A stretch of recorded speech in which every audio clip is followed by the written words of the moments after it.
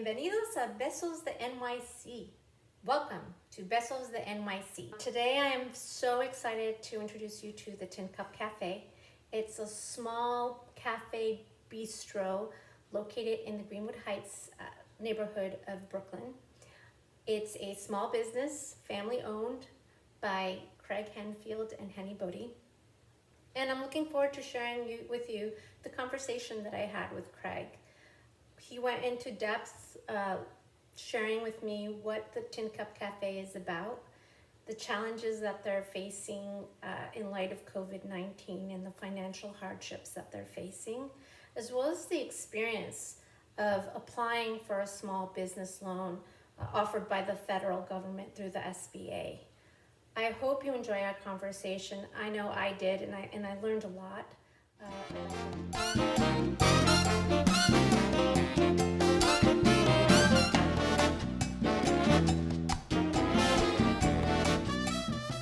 Craig, thank you for being my first guest on Vessels de NYC. How you doing today? I'm good, Patricia. It's good seeing you. Hope all is well. As good as can be. So what inspired you and Heni to start this wonderful little cafe, which I love? Well, just to give you some a brief history, we opened in 2012, and Henny always had this idea of opening a little rustic cafe, which we started. She wanted it to be something unique, where you could have like your choice of milks, more of a French style sidewalk cafe without the sidewalk, and that was one of the initial attempts, and that was one of the goals, and I think that we've managed to achieve that. Where we sell where we serve just cafe coffee drinks, mochas, cappuccinos, every option of milk you could think of, macadamia and oat, almonds, soy, so to run the whole gamut, and it's one of those things that kind of caught on, and that was pretty much the goal. So we've I thought we were being totally expressing the desire of the neighborhood, things that the options that this neighborhood didn't have prior to us coming in. The menu actually reminded me of a European style cafe where you could have healthy sandwiches. Most of the meats that we have, if not all of them, are totally uncured, which means that they're not pasteurized or anything like that. So if you don't have it, you don't keep it it has a shelf life of a few days. Other than that, you have to throw it out. So it's totally a higher end, elegant, eatery. The pastries are fresh baked every day.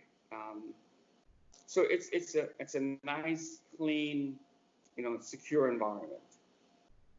And it used to be smaller. You recently expanded, right? So now, I mean, which kind of goes with the kind of clientele you have there, right? Well, yeah, we matter of fact, we just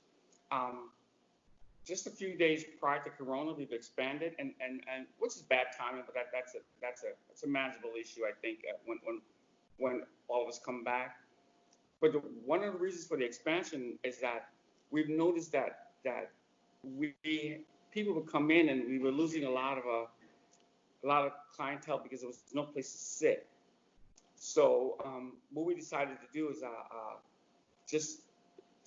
coincidentally, the store next door became available, and we kind of took that over, and so we have a lot of seating areas, and we could do private functions or private parties in conjunction with still staying open as a viable cafe, and still multitasking and doing that stuff. Moreover, now we can have when we come back to some sense of normalcy, probably extend the hours, because we could have a nightlife that we never had before. So I think that'll be probably a nice neighborhood thing, a nice neighborhood destination if and when we get back to normal. The customers we have in this area has been really supportive. It's been really it's been really, showing us a lot of love, as they say on the street. And I definitely appreciate them. And we have some of the best staffing and the best customers, I think, of the world. And the staff is great too. They're loyal and they're so dedicated. And I can't wait to bring them all back. And the ambiance is nice because you have Wi-Fi and people just kind of what your clientele when they come in. It seems like a lot of people are usually working remotely, or I normally would fly by, pick up coffee, but I would notice that people stood around and kind of set up shop and did their thing. And that's and Patricia, that's a good thing, because what normally happens is that a lot of people work from home would come in the morning and they'll have breakfast and then continue working, have lunch, and then have like a evening snack or coffee and stuff. So it worked for us. And again, just to revisit the expansion, one of the reasons why we opted to do that is because if those people didn't camp out the whole day, they would go somewhere else for lunch or stuff to work, and they're all living in the immediate area. So why not, as an old adage in sports, keep the homegrown talent? So if you're a college team and the guy went to college in New Jersey, you want to keep him at Rutgers or one of the local schools and not have him go to like the University of Alabama or go to Wisconsin or stuff like that. So I think that that we have all the ingredients here at the Tin Cup, why have them go down to 17th Street or go to a Starbucks? Well, I think you guys are just like a little gem. I mean, just there's only the cookie. What is it? The cookie mold was broken after you guys created the little Tin Cup Cafe. Because I think it's very, very unique, and it's kind of like this little Brooklyn coffee shop, bistro oasis that people enjoy to go to. I'm sorry that the expansion happened right as COVID-19 kind of swept in. What kind of challenges have you been facing, and how have you transitioned and kind of been flexible to survive what we're going through right now? I think that the hardest challenge, at the risk of sounding redundant and being repetitive, is sustaining a staff. But because we can't manage it now, because it's just the revenue is down like literally about 95% when we look at the daily take before COVID-19 and what we're having now. But even experiencing that type of revenue loss, because that we it's just a two-man team now, and so all we're trying to do is sustain a presence, so that when things, if and when things come back to normal, we could then, people know that, they're still here, they're still viable, so that's what we're trying to sustain. But in terms of revenue and all that, there's not much of an income. As a matter of fact, I think our daily intake now don't even cover the overhead, rent and liability. Forget inventory and all that stuff. That's not even mentioned. But we determined that these are some things that we need to do to sustain a presence, so that so that when things open up, we'll still be somewhat in the mix or in the flow. And Heni mentioned the other day too that you've had to kind of reassess where your value is to be able to sustain the business, as far as she started baking in the mornings, right? Which I thought was incredible. How is that going? Because her baking, I didn't know she could bake. It's brilliant. I used to get pastries from a local baker on a daily basis, which is really good. I think she was forced into the baking simply because we just couldn't afford we didn't sustain enough revenue to pick up that minimum order. It escapes me now what the minimum order was. So she started trying to handle baking stuff herself, and having like a taste off where people tasted, hey, like it. So she blown that up to like a full court on premises bakery, and it, so far it's worked out. And it's, as a matter of fact, most would say that's even better than when we say, because it's fresh every morning, and it's better than when we used to order from popular bakery, and it's and that's a good thing. So that's one of the things that we've been blessed by, the fact that she does possess those skill sets to do that stuff in house. So it's been amazing. She's amazing at her talents. She's an excellent cook, a great baker turned out. Who knew? So Well, I think you guys. Sorry, I think you guys really make a good team. It seems like you guys are yin and yang. You guys really balance each other well. Well, I think that she's like the Michael Jordan or the LeBron James, and I'm the guy who's just like pass the screwdriver. So like we're assembling a furniture, screwdriver, hammer, give me a nail.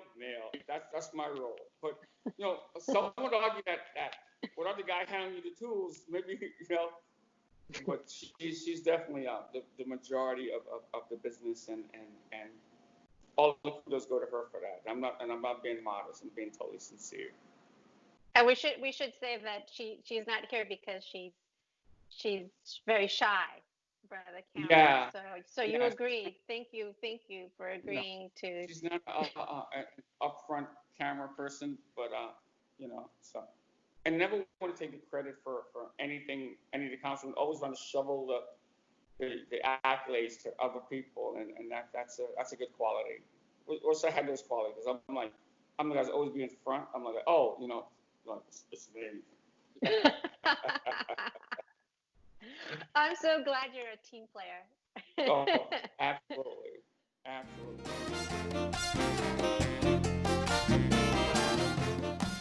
How was your experience? Like, were you able to apply for the business loans that the government federal government program? And how was your experience? How did that go? Just because we're hearing that a lot of people had challenges even trying to submit their applications. Well, you know what, the application process, we tried several times, and we as a matter of fact, just for total candor, we're still waiting, but it's extremely difficult because they constantly ask for requested stuff, and you got to remember, we're not,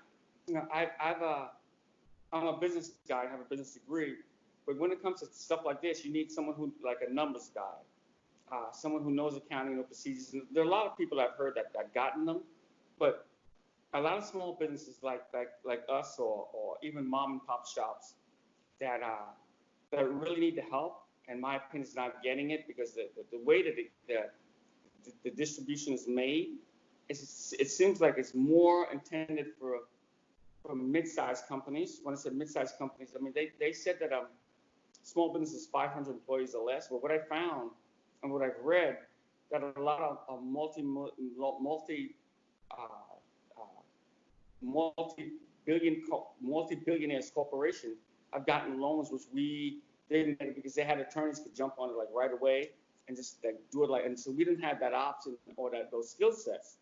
So what's happening now is that when we tried the last time to get like a disaster relief, they said they ran out of money. There's no more money. And how many businesses across America have run into the same issue? And even for the PPP loans, we're still running into trouble. Even with the second phase, like it's always more information. I think that the way the funds is distributed, it's meant to discourage small business, in my opinion.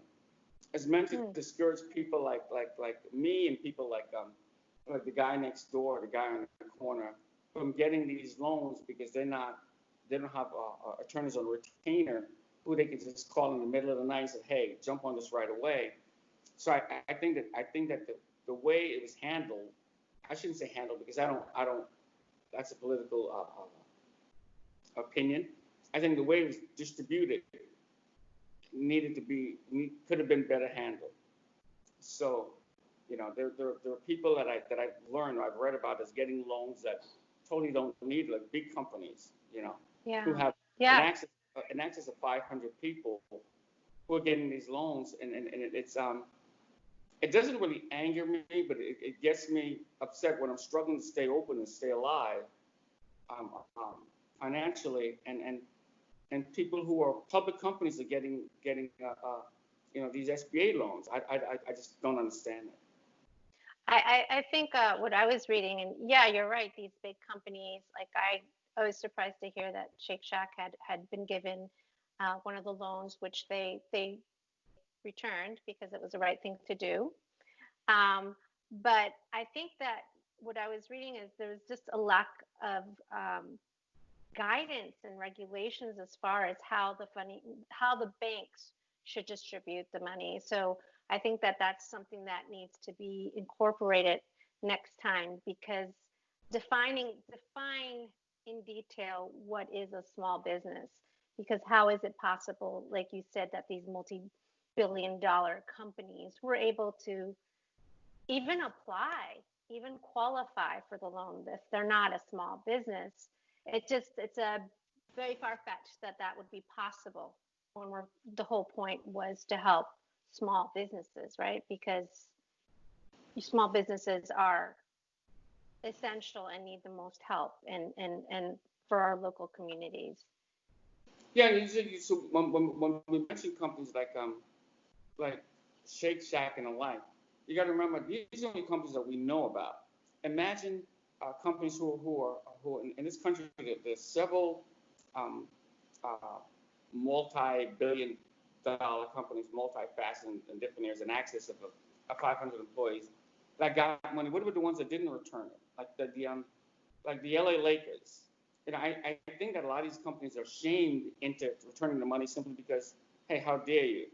Like the LA Lakers got $4.6 million. They returned it, which is the right thing to do. But my argument simply is that companies like that or businesses like that shouldn't have been able to get the money in the first place. So the screening system and weeding out those type of businesses, when you have a cafe in SoHo with 5-6 employees who shut down since it started, can't get $1, and may not come back. Those are the things that if they have another wave of this stuff, another wave of grants and or loans, those are the companies that should have priority, and they're not, because if you think about it, and if you've done research and survey, which I have, 95% of the people in America, of the 350 million people we have in this country, 95% of them work for small businesses like mine and the local hardware store and any Main Street USA. Those are where our salaries are coming from, and unfortunately, those are the people that's getting left out. Like the top 5% corporate-wise are reaping all the benefits on the backs of the lower 95%, and it's borderline unconscionable in my opinion. I think it's unconscionable. Period. It's unconscionable. I see your business background coming out because you're very number oriented. Yeah. Thank you for pointing that out, because my vague idea is that our local communities, small businesses are essential to them, but then also rebuilding our national and our global economy is based on the foundation of the success of a small business, because you do employ collectively so many people who keep the city alive. Exactly. And so what happened and what needs to happen for the next time that they offer help, and make sure that it goes to small businesses and quickly. Unfortunately, I don't have any answers at all, and I share your sentiment, because I feel the same way you do, but I don't know what the answers are. I don't know how you'd even address that stuff. All I know is that what I'm feeling and what I'm seeing, and even driving around in New York City or driving around in Brooklyn, how you could literally physically see the devastation. Like my favorite stores are all closed, and then again, just to reiterate, who knows if they're coming back? You don't know what like for example, we just expanded. So how many people could have that type of pressure, that kind of duress, and be able to, just spend pretty much all of the capital on an expansion, and then all of a sudden, have to have revenue ceases, period. It's a tall order. It's a really big ladder to climb. But I'm hopeful that things should be back at some point. Inch by inch. Inch by inch. I'm hopeful too. I think we will, because we all need each other, and something's going to be figured out, and people want to work, and people want to get out and do their thing, and it's going to happen. We're going to make it happen, because nobody's going to take it lying down. Good. I share your enthusiasm. I'm almost at the point where show me. but we have to believe. We got to keep the hope alive. Optimistic. I'm optimistic as well. So I really believe that this is a fad. It's just a passing thing, and we too shall overcome this at some point.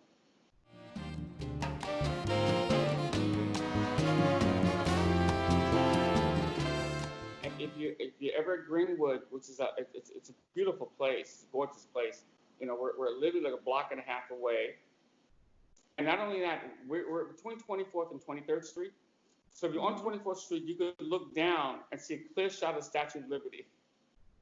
Oh, it's literally a crystal clear shot. So that's something that not too many people know. It's the locals, kind of the little local secret that people keep. Yes. Something we appreciate about this beautiful neighborhood. Well, thank you so much, Craig, for doing my first interview with me. Thank you for having me, and it's a pleasure. Give Heni my best, and I Absolutely. love you guys. Of course, I'm gonna stop by for my dirty chai. She introduced me to dirty chais. So thank you so much, and I'll talk to you soon. And I give you like a big besos de NYC,